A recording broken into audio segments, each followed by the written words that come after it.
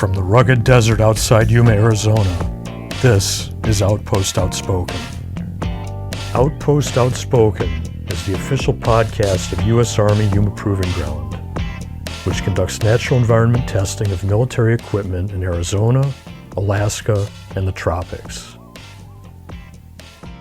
Hello, I'm Mark Schauer. It is vital that all military equipment work wherever American soldiers need it. U.S. troops have had to contend with frigid field conditions numerous times in history, and nowhere else in the world can provide extreme cold weather testing like the U.S. Army's Cold Regions Test Center at Fort Greely, Alaska. Lieutenant Colonel Jonathan Brown has commanded the post since May 2022. Had you heard of Cold Regions Test Center before you became commander? No, absolutely not. And it's almost embarrassing because I had an assignment at the Operational Test Command back in 2011 to 2013. So no, I have not. I did not hear of CRTC prior to taking command. But you learned very quickly how vital your post mission is to the national defense. Absolutely. Yeah, it's one big family, one big test family, and you quickly realize, like you said, how important CRTC's mission is, as well as ATEX overall. Cold Regions Test Center is the Army's sole cold weather test facility. You've got a lot of capabilities up there. Can you talk about some of the stuff you've got? No, absolutely. And first and foremost, we take great pride in being the Army's only Arctic natural environment test facility.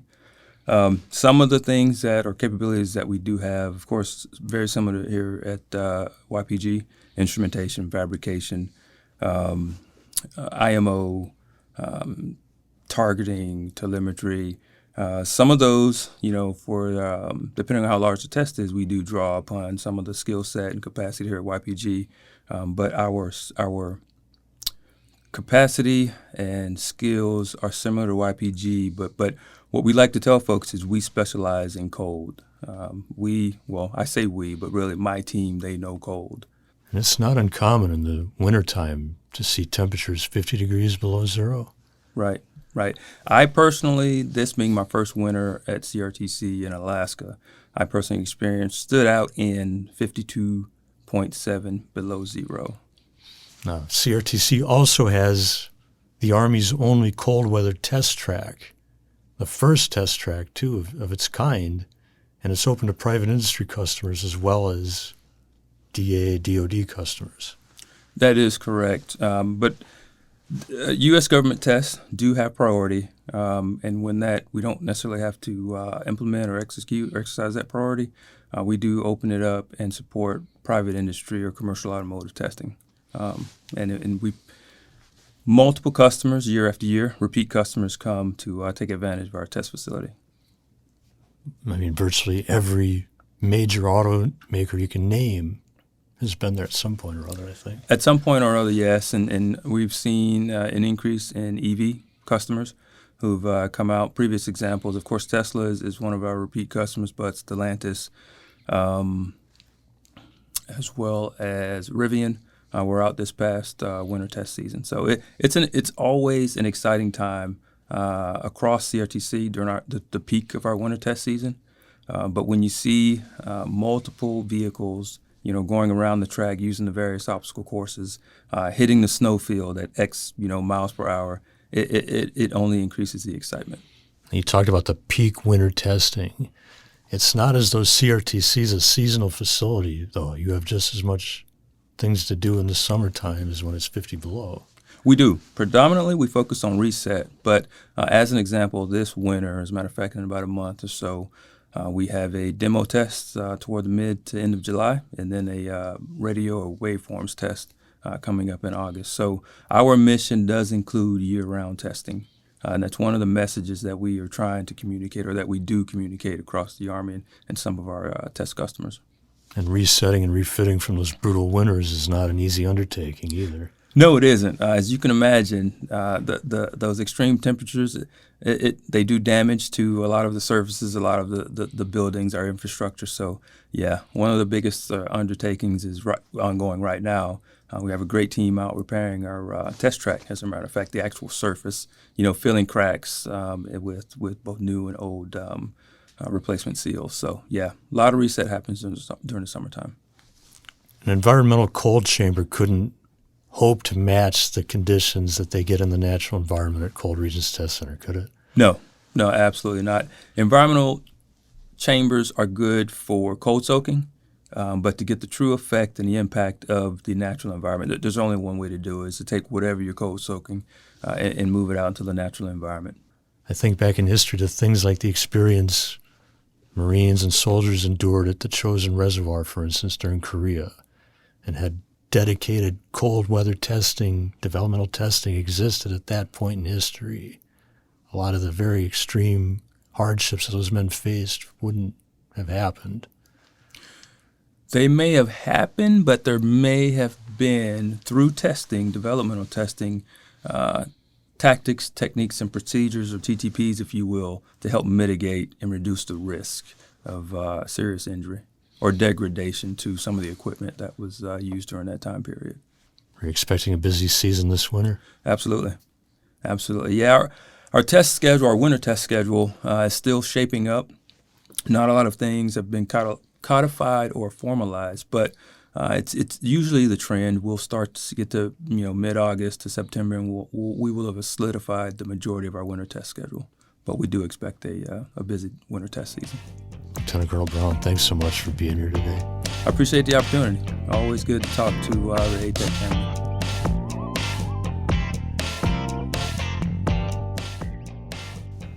Because of its position at the forefront of Army transformation efforts, Yuma Proving Ground has hosted more high-level dignitaries in the past 5 years than at any other time in its history.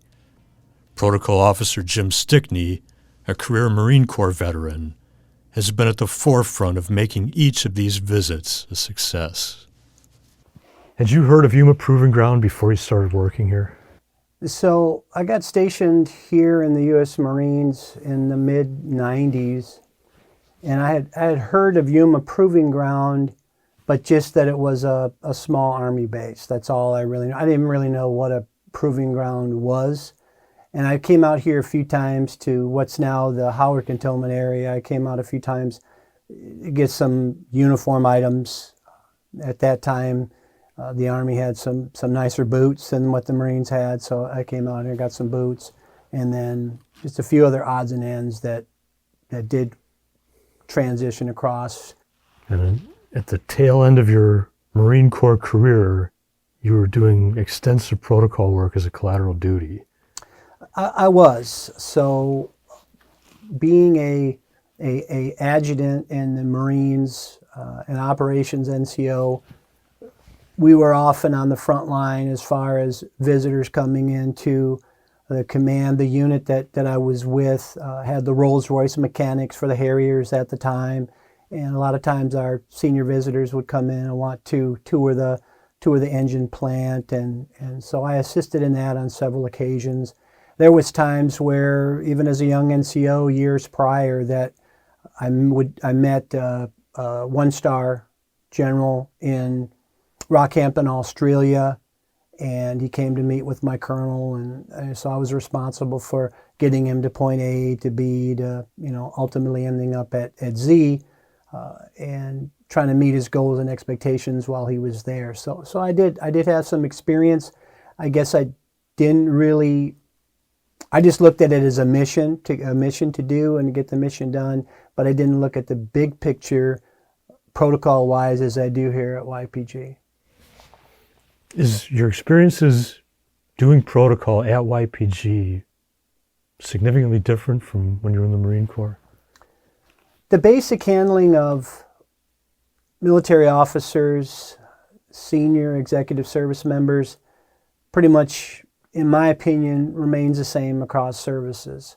I have done much more here than I have in the Marines. In the Marines, it was mostly focused on active duty, and here the civilians, working with civilians was new to me when I came here, and then now that I work a lot with the senior executive service civilians, that was kind of new for me. Learning how they fit into the scheme of everything is something that I see more here in the Army, so I wasn't quite familiar with that. But as far as on the active duty side, the officers and how to work with them, what level of customs and courtesies they deserved when they came, I pretty much had that knowledge when I came into the job. You've been here 15 years, and YPG's had a lot of visitors throughout that entire time. But in particular, the last 5 or so has really been just an astronomical number of very senior leaders coming here, and you've been at the forefront of that.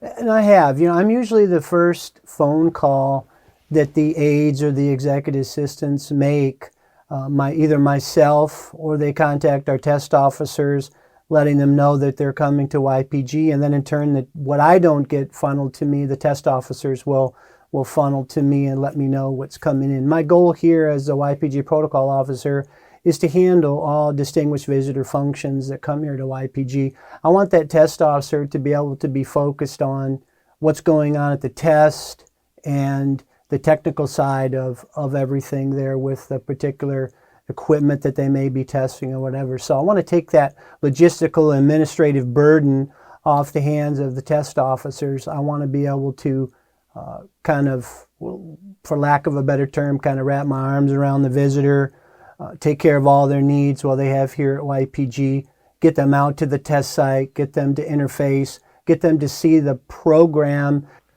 In an event like Project Convergence 2021, where there's 130 senior visitors, Secretary of the Army, Chief of Staff of the Army, Vice Chief, Senators, what all are the moving parts in a visit like that from your end? Well, I think the challenging portion is the logistics portion. Some of them will come in via vehicle, some of them will come in via aircraft into our airfield, and it's just orchestrating, kind of being like a maestro, kind of orchestrating everything, know which horn section or which section the fiddles are playing and when they need to play to make the harmonies come in correctly. But logistics is the tough part, getting them fed, getting them in the hotels, and that's challenging but rewarding work to have all of that come together. Your work was so highly regarded with Project Convergence 21 that you were named the Army Test and Evaluation Command's Civilian of the Year. Yeah, that is correct, Mark. I was named that. We kind of took me by surprise in a sense. I mean, I was just doing what I love to do. Being a retired Marine, being able to stay connected to the military services and military members is really reward enough for me. But also that came, up through my upbringing and through the Marines came this mission accomplishment. The successful mission accomplishment really kind of keeps me going, motivates me. So, we had kind of a saying in the Marines, kind of give your 110%. I guess that could be said. I carried that over here with me. So that 110% often pays off with accolades and awards and things like that. But those, I appreciate them, glad to have them, but they come secondary to taking care of the people that come here to YPG to get them to see what they need to see. Jim Stickney, it was really good talking with you today. Yeah, it was great, Mark. Thank you for having me here today.